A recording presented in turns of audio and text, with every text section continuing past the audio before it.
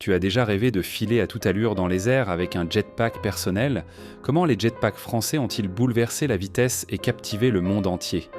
Accroche-toi, on t'emmène dans un voyage époustouflant. Imagine un instant. Le ciel de Paris, vibrant de vie. Les spectateurs étaient bouche bée en voyant un homme voler dans les airs, propulsé par une innovation digne d'un film de science-fiction. Mais non, ce n'était pas un rêve, c'était le jetpack français. Une invention qui allait changer la donne pour toujours.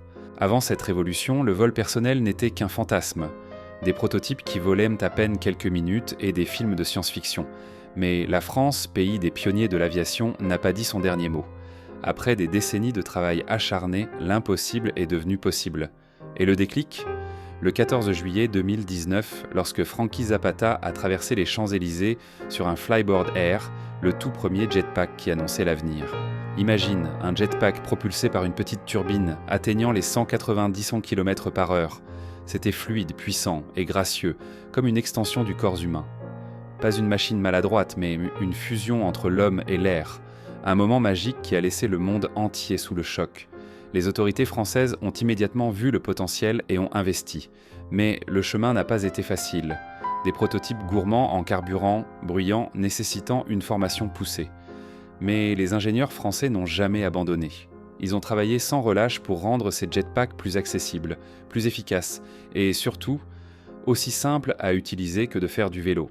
L'armée française a vu un potentiel énorme pour des interventions rapides et les jets étaient testés par des équipes spéciales.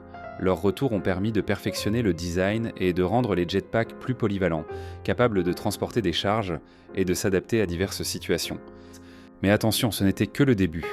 Le jetpack français est devenu l'attraction principale des salons aériens à Paris et à Dubaï.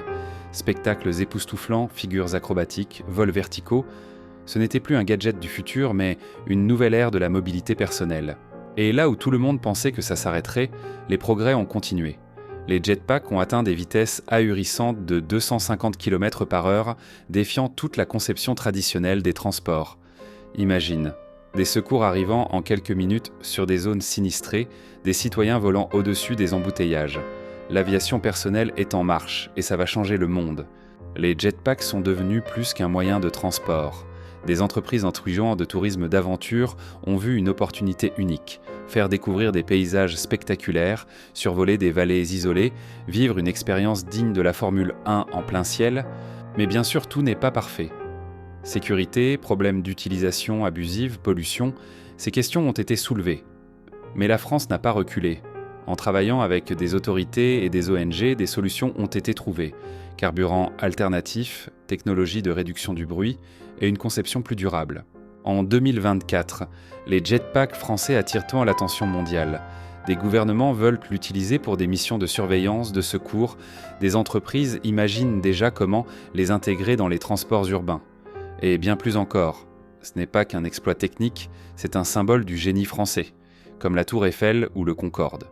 Alors, quel avenir pour les jetpacks ? Une révolution dans la mobilité personnelle ou une simple folie futuriste ? Dis-moi ce que tu en penses. Le vol personnel, ça te fait rêver ?